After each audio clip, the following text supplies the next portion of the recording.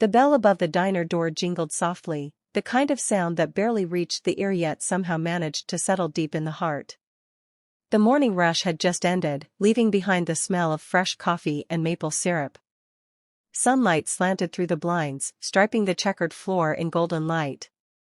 At booth number 3, his booth, sat the old man, his hands trembling as he tried to stir sugar into his coffee.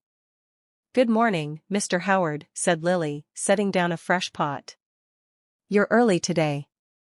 The old man looked up, his pale blue eyes shining with a warmth that age hadn't dimmed. "Morning, sweetheart," he croaked. "Figured I'd catch the sunrise on my way." Lily smiled, tucking a strand of hair behind her ear. "You and your sunrises." He gave a slow grin. "Makes me feel alive. Reminds me I still got one more day to annoy you." Lily laughed softly, pouring him a full cup before topping off his plate with 2 sunny-side eggs and pancakes just the way he liked them, crispy on the edges, butter melting into golden pools. She'd learned his habits over time. He always took his coffee black, always ordered the same breakfast, and always left the same crumpled $5 bill for a tip, folded neatly beneath the salt shaker. But it wasn't just routine. There was something about him that drew her in. Mr. Howard came to the diner every morning at precisely 7:30, rain or shine. He wore the same brown coat, the same flat cap, and carried a cane that looked like it could tell stories of its own. Most of the regulars barely noticed him anymore, but Lily, she noticed everything. How his hands sometimes shook when he tried to cut his pancakes. How he winced when he rose from the booth. How his eyes sometimes glistened when he stared out the window too long. He was lonely. That much was clear. And Lily, despite her own struggles, made it her mission to make sure his mornings weren't so empty. She worked double shifts most days, saving up for nursing school, but she always had a smile for Mr. Howard. Some mornings she slipped him an extra pancake, others she refilled his coffee 3, 4 times without charge. When the diner owner grumbled about it, she covered the cost out of her own tips. She didn't do it for gratitude. She did it because it felt right. Because kindness, to her, wasn't something you performed, it was something you lived. One rainy morning, the old man didn't show. Lily kept glancing at the clock, wiping down already clean tables, her stomach tightening with every passing minute. By the time her shift ended, she was worried enough to call the small retirement complex 2 streets over, where she knew he stayed. They told her he wasn't there anymore. "He passed away last night," the woman on the phone said gently. Lily froze. The words seemed to echo inside her chest. She hung up slowly, staring at the counter. The coffee pot hissed behind her, and the chatter of a few customers drifted through the diner, but everything felt distant, like the world had dimmed a little.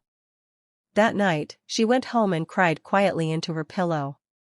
Not loud sobs, but the kind that shook your whole body, the kind that came from losing someone who'd quietly become family without you realizing it. The next morning, she poured a cup of coffee and placed it at booth number 3 anyway. "Just one more sunrise, huh?" she whispered, her voice trembling. Days passed. The booth stayed empty. The coffee grew cold. And life moved on, because it always does, even when your heart begs it not to. Then, 1 week later, the bell over the door jingled again.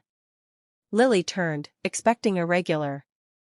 Instead, 4 large men in worn leather jackets stepped inside. Their vests bore a patch that read Iron Faith Riders. Tattoos snaked up their necks, and their boots thudded heavy against the linoleum. Every customer in the diner went silent. Behind them, 2 men in suits followed, lawyers by the look of them, carrying leather briefcases and an air of quiet authority. Lily's pulse quickened. She'd seen trouble before. Her ex-boyfriend had been a biker, the kind that drank too much and cared too little, but this was different. These men weren't rowdy, they were solemn, serious, almost reverent. The tallest biker approached the counter. His beard was streaked with gray, and his eyes, steel blue, were steady but kind. "You Lily?" he asked. She hesitated. "Yeah." He nodded, then looked toward booth number 3. "He always said you'd be here." Her heart stumbled.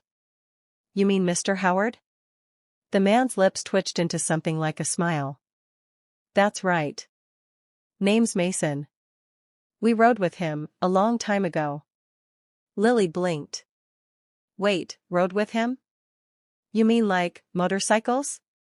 Mason chuckled, a deep, raspy sound. Yeah. Back in the day, Old Man Howard wasn't Mr. Howard. He was Steelhand, founder of the Iron Faith Riders. Tough as nails, heart of gold. Lily stared, stunned. The frail, gentle man she'd known, the one who spilled his sugar and smiled shyly when she refilled his cup, had once been a biker legend? I had no idea, she murmured. Not many did, Mason said softly. He left the club after his wife passed. Said he was tired of the road. Found peace here. He pulled out an envelope and handed it to her. One of the lawyers stepped forward, clearing his throat. Ms. Lily Parker, Mr. Howard named you in his will. Her mouth fell open. There must be a mistake. The lawyer shook his head. No mistake. He left very specific instructions. Hands trembling, Lily tore open the envelope. Inside was a letter, written in shaky but familiar handwriting. Dear Lily. If you're reading this, it means I've taken my last ride. Don't cry for me, sweetheart, I had a good run. You gave an old man something I didn't think he'd ever find again, kindness for no reason. I saw the way you worked, the way you smiled even when you were tired, and I knew you had a heart that deserved something good back. I don't have much family left, but I've got brothers. And I've got you. Enclosed is something to help you chase those dreams you talked about when you thought I wasn't listening. Keep helping people. It's what the world needs most. Your friend always. Howard, Steelhand. Lily pressed the letter to her chest, her eyes stinging. The lawyer handed her another envelope, heavier this time. Inside was a cashier's check, large enough to make her hands go numb.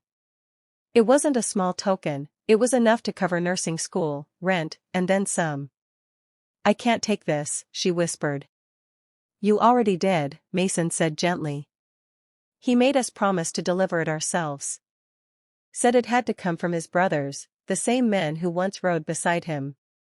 Lily looked at them, the rough leather, the scars, the patches, and suddenly saw not danger, but loyalty. Love. Brotherhood. The other bikers approached her one by one, each placing something on the counter, a worn chain bracelet, a photo of a younger Howard surrounded by his crew, and finally, a small silver pin shaped like angel wings. He used to say you were his angel in an apron, one of them said softly. Tears blurred Lily's vision. She couldn't speak. The diner had gone silent again, every customer watching. The lawyers nodded politely and began to leave, but the bikers lingered. Mason glanced around the room, then at the coffee cup still sitting in booth 3. Mind if we sit for a bit? He asked. Lily nodded. They slid into the booth, their massive frames barely fitting. Mason lifted the cup gently. To Steelhand, he said. To Steelhand, the others echoed, raising their cups. And for the first time since he'd passed, Lily smiled through her tears. Over the next weeks, the bikers kept coming back. Not every day, but often enough that booth 3 was never empty anymore. Sometimes they came just to drink coffee and share stories about their old leader. Sometimes they helped fix the diner's leaky roof or escort Lily home late at night. It was like Mr. Howard had left behind a family for her, a family that wore leather instead of blood. Word spread through town about the waitress and the bikers. Some whispered, some judged, but most admired. They'd seen the way those men treated her, with respect, with protectiveness, with the same quiet loyalty they'd once given their leader. Months later, Lily graduated nursing school. On her first day at the hospital, she found a bouquet waiting in her locker. No note, just a single silver pin with angel wings. She smiled. Years passed, but she never forgot him. Every morning before work, she stopped by the diner and placed a cup of black coffee at booth number 3. Sometimes Mason joined her, sometimes the others, but often she sat alone, watching the sunrise the way